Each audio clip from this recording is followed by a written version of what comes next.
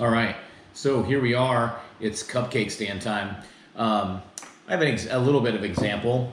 It's a small slab piece that I built a while back. Has a nice little kind of pedestal, little bottom, another foot on it, right? And then a nice plate area. I'm going to show a little bit different style of one here. We're going to be building this one upside down. And so when we build it upside down, it's going to allow for it to stay nice and flat. And we're going to be building it upside down for pretty much the entirety of the process until it gets to probably about, I don't know, maybe close to leather hard. And then we'll be flipping it over to put another bottom on it, or another foot essentially area on it. But the rest of the cupcake stand we're going to be building for the most part upside down. All right.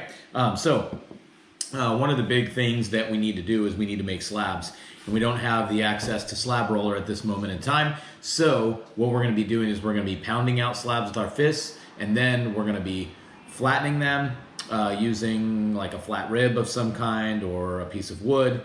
And then after we do that, we are going to kind of throw the slab out, but we're going to be throwing the slab out in a smaller sense. A lot of times I teach my students how to throw it out on the ground if we're making really large objects.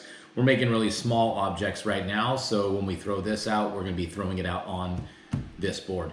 I purchased this board at Home Depot, super inexpensive. It was like $4 or $5 for this size. I don't have any flat areas in my house, so that's one of the reasons why I got this board here, so that way I can do your demos for you. So I've got a chunk of clay. I cut it off in just a square shape. What I can do is take that square shape and just start to hit it up, turn it into a ball, try and get rid of any of the little wrinkles or marks that are in there. If you have any marks, you can just kind of use your thumb. If your thumb's not sliding, just a little lick to help it go. Give it a little bit of lubrication. And then there we go. We've got a ball of clay, and this makes it a little bit easier for us to get a nice slab of clay that has a decent size to it. All right, so I'm going to take that and put it on the board here. I'm going to use this part of my hand. All right, I want to use this part of my hand because if I use this part of my hand, I'm going to put a bunch of dents in it using my knuckles. This area, we're able to create a little bit less, okay, when we do that. So I'm starting to pound this out a little bit and just starting to get it a little bit on the flatter side. And I'm going to make it about the thickness of like a kind of thin burger patty. For those of you that don't eat burgers, I don't know, go for maybe about a ½ inch or so, right? And then when I start to hit a little bit less hard, what I can do is I can get rid of most of those little marks that I made in the clay, so that I can kind of start to get it a little bit flatter. And then if I take it and lift it up, I can take it and put it over on the other side. You can see how nice and flat this portion is. So now what I'm going to do is I'm going to take this piece of clay and I'm going to use force, and I'm going to kind of hit the clay like this. And when I do that, I'm gonna let go of it in the air so it hits on an edge and then stretches this way, and I'm gonna follow through with my hand. This is what it kind of is gonna look like, but this is from the side. It's gonna hit down here, it's gonna roll down this way, and that energy is gonna elongate it this direction. And then I can flip it a quarter of a turn. I could flip it over in between each time that I throw this slab out. But it's a little bit easier when you do it towards you rather than to the side. When I'm doing it on the ground, I do it to the side. For a portion of it, but for a lot of it, we're actually pulling it towards us. So this is what it looks like. Flip it over, and we just kind of keep doing this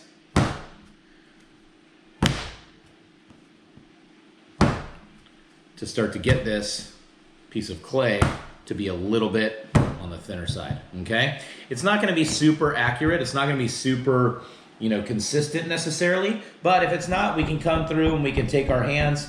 I can see there's a little bit of a thick spot here, so I'm going to come here and kind of manipulate that. If you have a rolling pin at home, a rolling pin would work really easily, right? We just kind of roll over this and make it really nice.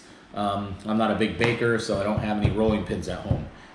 Another thing you can do to get rid of any of the marks on the clay is to use something like a flat rib, and you can use that flat rib like this to start dragging it across the surface to smooth it out a little bit more. All right, you can see that I still have a little bit of a thickness here, so I'm going to try and thin that out. If you have two boards, you can take a second board and put that second board on top of it and just kind of hit it in the middle here, and that's going to flatten everything out. Guess I should have thought about that when I went to Home Depot to get this. But sometimes it's nice to go over some of the problems that you may face trying to get this thing to get a little bit on the flatter side, all right?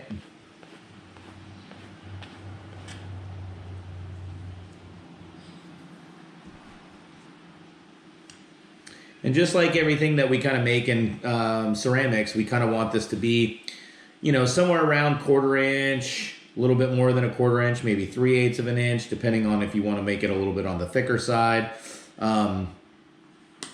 So this is going to be the first portion of our cupcake stand. So then what I want to do after I get it like this, nice and smooth, so I'm going to take this and turn it over to the other side.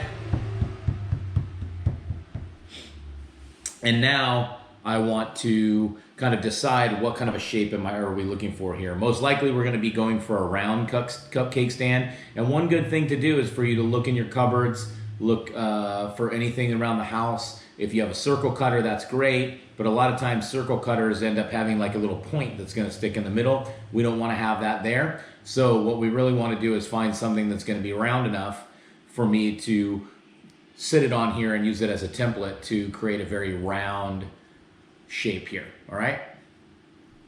Okay, so here I've got this nice pink bowl. It's got a nice roundness to it. I feel like this is probably gonna make a good size. Remember to think about shrinkage as well when you're doing this.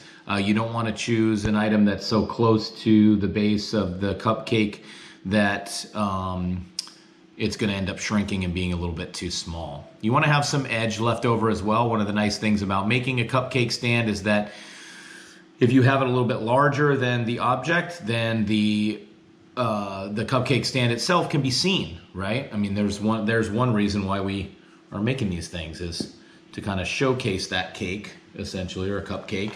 But also we want to be able to showcase the ceramic work as well. So I'm going to be turning this upside down. I've got a little tool somewhere here. Don't know why I can't find it.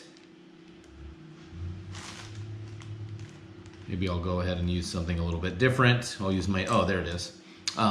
So I'm going to use this little tool and I'm just going to kind of drag around while holding this object. Dragging it around pretty gently. I just want to give myself a mark there for me able to see. Okay. Now I've got that mark all the way around. Now I'm going to lift up that template that I'm using. And now I'm going to go at this with my X-Acto blade or a sharp knife or a needle tool, something thin, okay? Whatever kind of a thing that you have. If you have a fettling knife, that works just great. One thing on this board, if I use this X-Acto blade, I just have to be careful. I don't want to push it too hard into the surface because I don't want to make a bunch of marks on the board, which will then translate into the clay. So I'm going to come here on the side and I'm going to gently start tracing that round portion from my template.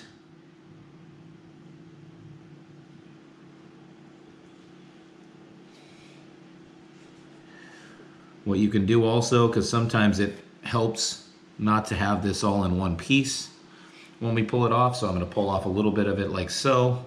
Some of this we may be able to use also, so don't get rid of it.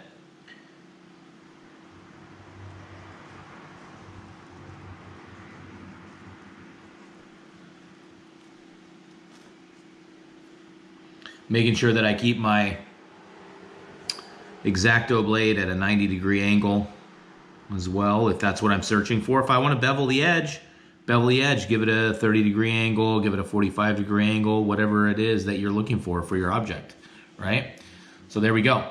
Now, I've cut that off, and one big thing that we want to do with this is we want to let this sit, okay? So it's probably not stuck down to the table very much, just a little bit, but notice that I'm trying to release it a little bit, but what I'm not doing is peeling it up, right? I don't want to peel it up. If I peel it up, I'm going to change the way that all these particles are aligned on the clay. And so if I can do this just to get it out of my way, right, without peeling it up, if I can get it to slide, oh yeah, there we go, then that's going to be a little bit better. So I'm going to set that aside because I'm going to be able to use that a little bit later, right? And I want that to start stiffening up. I want it to get to at least cheese hard before I end up starting to do anything to it, okay? So I'm going to move on. Again, remember, we're saving these pieces. Maybe I'm going to use them a little bit later for some decorative portions. I don't know, right? So we can let those stiffen up as well. So a lot of what we're doing here is what I would consider like doing a hard slab assignment rather than a soft slab assignment, where we can, use this clay while it's still soft and malleable and get it to bend and do things around. A lot of the stuff that we're going to be using today on this form is we're going to be using more of the hard slab portion, okay? Hard slab meaning we're going to let it sit up, get it to about cheese hard, maybe even leather hard, and then scoring and slipping things together so that they stay wonderful, all right? So I'm going to cut myself off a piece of clay from my clay block, quite a bit smaller than the piece that I started out with. And I'm using just a piece of floss as my wire tool because I do not have a wire tool here. And that's one of those household items that we can use, all right? So, same thing here. I'm gonna be building, all right, I need to make a slab, right? I'm gonna make a slab for the very bottom of my object. So I'm gonna take another piece of clay like so, go ahead and pound it.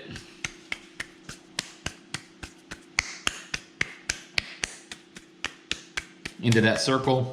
This just, again, gives us a better shape, a rounder shape, so we don't have to try and find the round somewhere.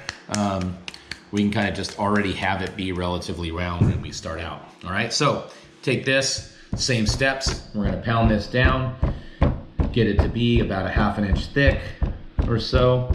And remember from what I did before that I take this ½ inch thick slab and I'm gonna peel it up off the table. I don't want it to stay in that spot.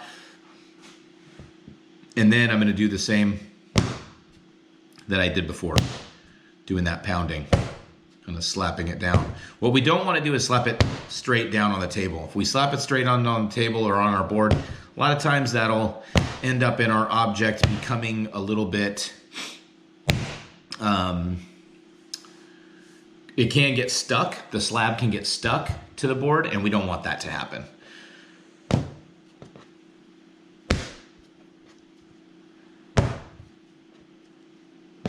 So we want to get it to about the same thickness, right? Like so. If we need to, we can use our ribs, and we can kind of smooth that stuff out a little bit. Also, doing this smoothing like this helps pack the particles together so that they stay nice in the kiln, so that they don't warp. Warping can be an issue with these cake stands as well. We're gonna fire this thing upside down when we put it into the bisque fire kiln. And then when we do our final firing on it, our glaze firing, we're gonna do it the same. We're gonna do it normal. We're gonna have it sitting upright.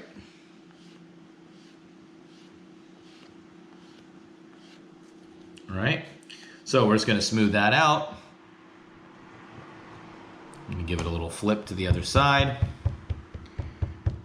And then I'm gonna find myself something that's gonna be sizably smaller than the roundness that's here. This bottom part is a bit too small because that's gonna shrink down quite a bit, and I don't want it to be quite that small, so I'm gonna have to find something that is a little bit closer or a little bit larger than that, all right? All right, so I found myself Nice can of organic black beans. But this size is pretty good for the base. So what I'm going to do with this is I'm just going to set it on here actually. And one nice thing about this kind of a shape is that I can just kind of maneuver it, kind of wiggle it a little bit on there. And I'll give myself that circle that I'm looking for. And then I'm going to do the same thing with this. I'm going to cut this out.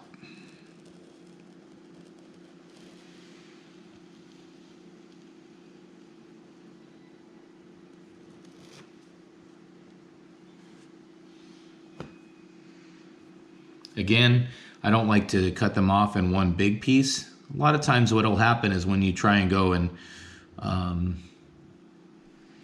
remove that outer edge that you're cutting off, is that it'll stick back to itself. And it kind of mars up the surface, messes up that surface, makes it a little bit harder on us to be able to use. So there we go, I've got that little one.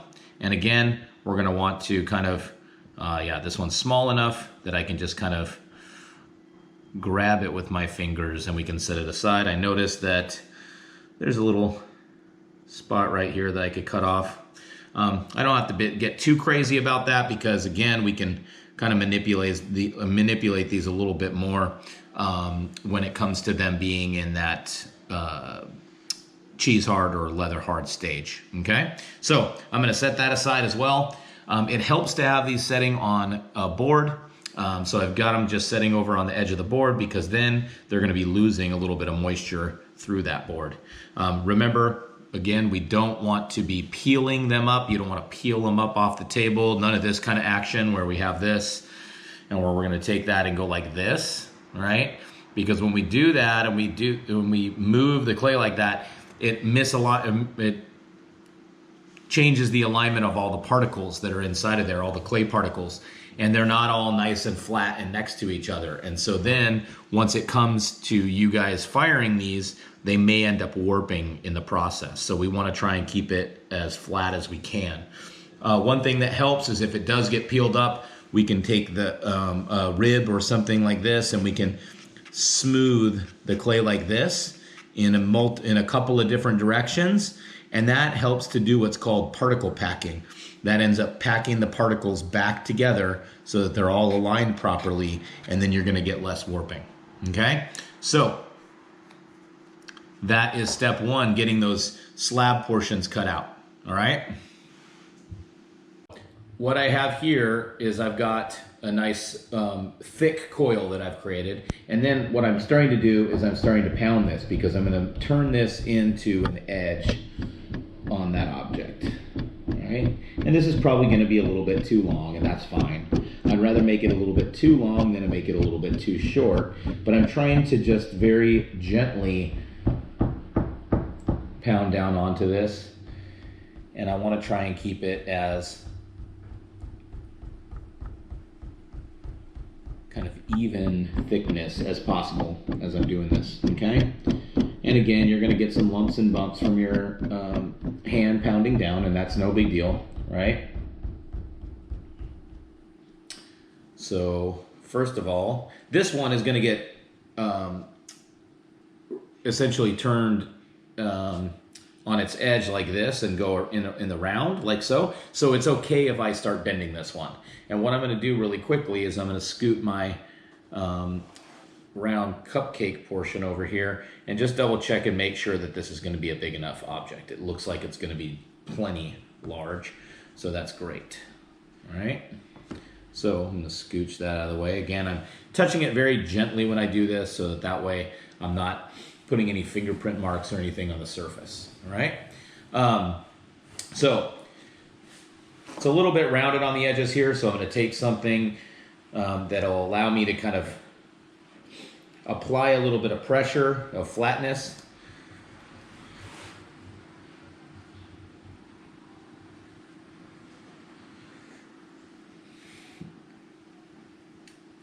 Again, if you have a rolling pin at your house, then your life is going to be way easier in doing this.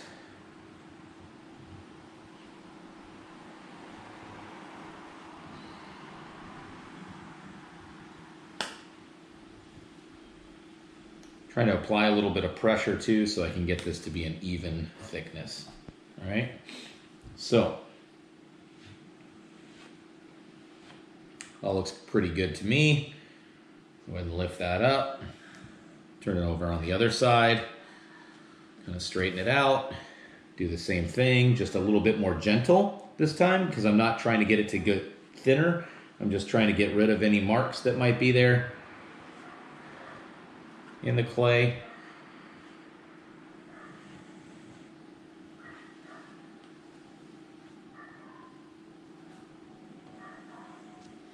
There we go.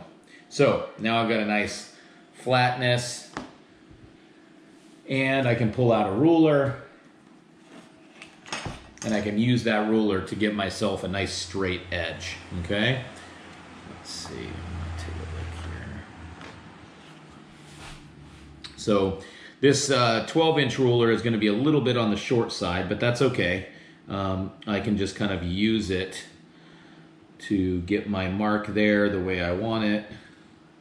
And if I just kind of press a little bit like this, just pushing into the surface and then lifting up, it puts a mark on the clay. And so I can kind of line it up a little bit here as well to get the rest of the way. Give it a little bit of a press on the ruler portion, lift that ruler portion up, and we've got a nice mark there that we can use to cut.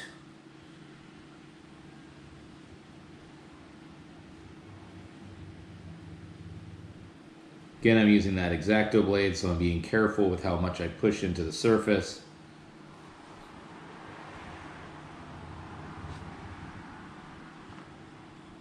When I pull this, I pull it away from the clay. What I don't want to do is pull that or just peel it up. When I peel it up, it pushes it back into the clay. When it pushes it back into the clay, what's going to happen is that little piece is going to stick to it, and then it's going to be harder for you to take that piece off. All right? So we just want to be careful. So I'm going to take a look at this and think about how deep I want my edge to go.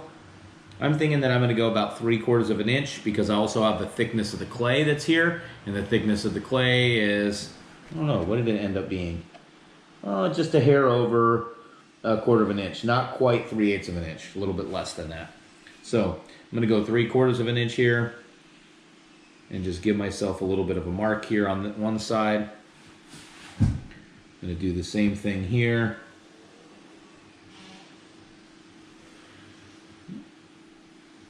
This is very sticky clay. Get off of there.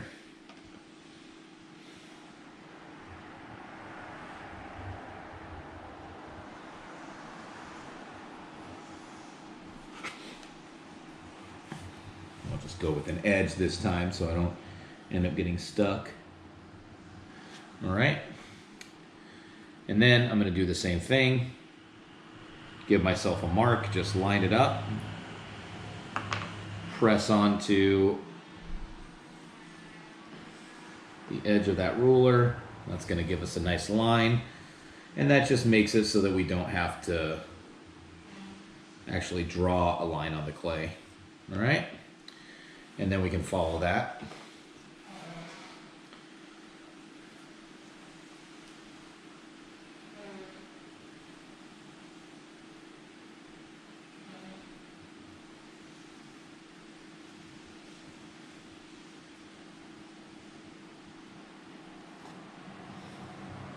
Again, pulling away. That's going to help us out quite a bit. All right? So now we've got this portion that we can use as an edge. I haven't done anything to the ends yet because I'm not exactly sure how long I need this to be. So what I need to do is grab this, grab the top part of my cupcake stand, and then again, because I'm building upside down when I do this, I'm actually going to set this up on the top,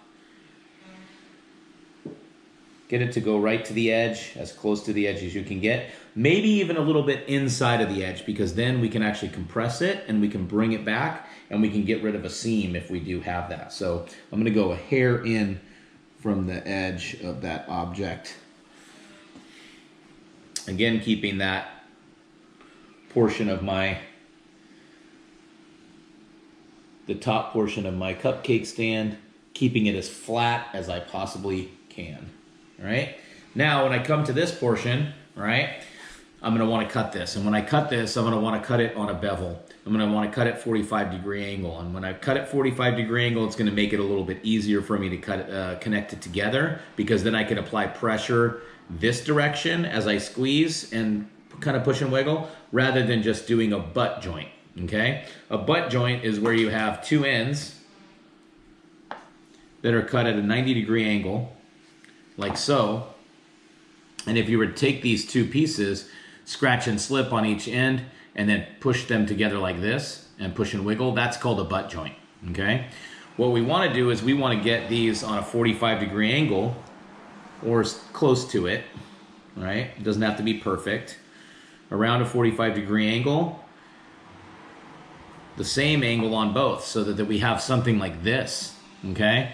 And then when we go to put these together, we actually can scratch and slip again, and then we're going to put those together like this. It creates more surface area with those two pieces being put together, and it allows us to actually, when we apply pressure this way, it can squish them together and keep them together better. Okay, so that's why what we're going to be doing to this. All right. And so what I'm going to do is I'm going to come to this edge. I'm going to start with this one that's already sitting there, and I'm going to give that bevel cut that we talked about, that 45-degree angle cut. Be real careful when you get down towards the edge. You don't want to cut into the clay. Then you can maybe even pick it up a little bit.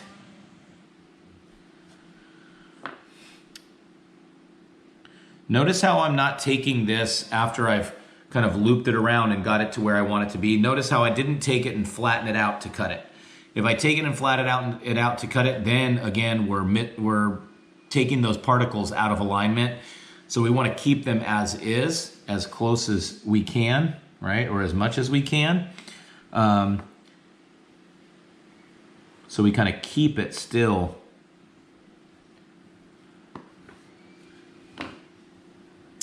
in that same configuration. All right, so these two are now going to go together, right? And so I'm going to score and slip those and get them together and kind of leave this on that portion of it. All right. Then again, once we come back and get this thing kind of manipulated, we're not scratching and slipping it yet and putting it together. We're just kind of getting it into its configuration, or into the shape that we want it to be in, so that way when it is leather hard, we can kind of put things together. Waiting until it's leather hard is really going to help you guys out, so please don't get impatient, okay? What I'm going to do now is I'm going to just slightly peel these apart. I'm going to come in with my scratching tool, and this can be a needle tool, right? I'm actually going to pull it up off of here so I don't apply pressure, okay? I don't want to mess up this nice round piece that I've started with. So I'm going to scratch this. Scratch the other side as well.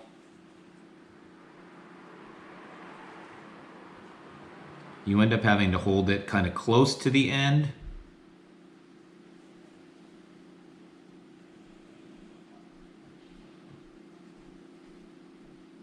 So I've got some good scratches there.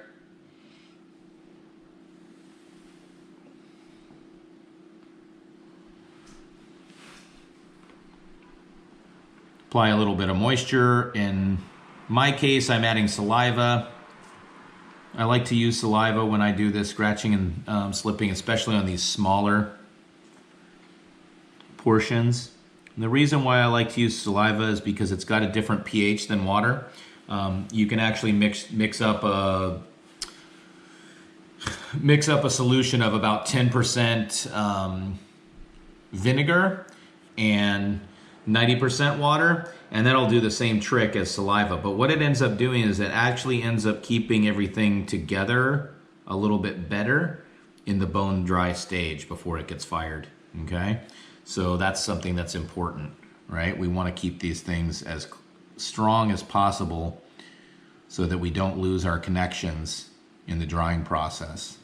And so using something like saliva, it's slightly more acidic than water. You can use water and it might work, right? But you have a better chance of it working if you use something that's a little bit more acidic. And so that is why I use that saliva. So now what I'm gonna do, go a little bit closer to the camera here, is I'm gonna take this and I'm gonna push and wiggle very gentle, because what I don't wanna do is I don't wanna thin out my slab anywhere. And you should start to see some of this stuff kind of ooze out, and that's a good sign that we've kind of gotten close enough. And then one thing that's really hard for a lot of people to resist is it's hard for people to resist doing anything to this. Like a lot of times students are like, oh man, there's all this stuff, this oozy stuff that's coming out. I've got to take care of it right now. You don't have to take care of it right now. What is actually best for you to do is to leave it until it stiffens up a little bit, and then it won't be so wet for us to deal with. And when it's not so wet, we tend to do a better job of kind of cleaning it up. All right, I'm just gonna apply a little bit of pressure here, downwards. I'm gonna make sure that it's nice and round. Just kind of look at it from the top, make sure that it's as round as we kind of want it to be. And then I can just kind of wait, right? I'm gonna wait till this especially with this piece, I'm gonna wait till this piece gets about cheese hard, because I still wanna be able to maybe manipulate it, right? Maybe get it moving in some way, shape, or form so that it ends up being the right shape for using on my cupcake stand, all right? So, we will come back to these things a little bit later. As you're waiting, one of the things you can do is you can start to work on your pedestal, okay? This portion of it, whatever that happens to be. This is also a slab, okay? One thing we don't want to do is make this into a solid object, especially if it's that thick, okay? If it's this thick, we're gonna have to make it out of a slab. So keep that in mind. The other thing that we can do is we could pinch that as well. Lots of different ways that we can kind of manipulate these things. So maybe I need to make another slab and kind of put things together, but I think you guys understand the kind of concept behind this, kind of working in the upside down. So when this skirt goes down onto here, then this is gonna be flipped up this direction. And then this smaller piece that's right here, this is gonna act like the base, this portion here, okay? As the base. This one's quite a bit thinner, and it has a little bit of a concaveness to it, and that's something you can do as well. You would just have to find something around your house that had a little bit of a curve to it, and if you've got a little bit of a curve to it, then one of the things you can do is you can take this and you could set it on that object that has a little bit of a curve, and you can kind of manipulate it and get it to kind of push down a little bit and have that look to it. I'm gonna keep it flat because I wanna go for a real modern look to the object that I'm making, and that modern look is probably gonna end up in it being a little bit more of a masculine form. But for you guys, the world is your oyster, so you can create these any way you would like. Again, you don't have to make a continuous loop like this to go around to be this skirt portion. You can have a lot of different things going on. You can have you can use 5 or 6 or 8 pieces going around. Maybe you make a little bit of a scalloped edge or something like that. Or maybe before you put it into this configuration like so, maybe what you're gonna do, let me set it aside so I can have a little bit of room here to work. Maybe here's your piece, right? You got that one straight edge, and maybe what you wanna do is you wanna make it a little bit wavy or something like that. So you're just gonna draw on here the way that you want it to be. I think in my head right now, I'm thinking of an artist, Carrie Radish, which I'll probably end up putting an image on there of some of her work. But maybe what you want to do with this is, here's your straight portion, which would actually be a bevel cut, right? But we'll pretend like it's a bevel cut. Maybe this portion starts here, and you have this come around like this. And then you have another one that goes like this. And you kind of keep with that kind of arcing theme going throughout, right? And then when you come back and you cut it, you kind of do all this work before you end up putting it onto your object.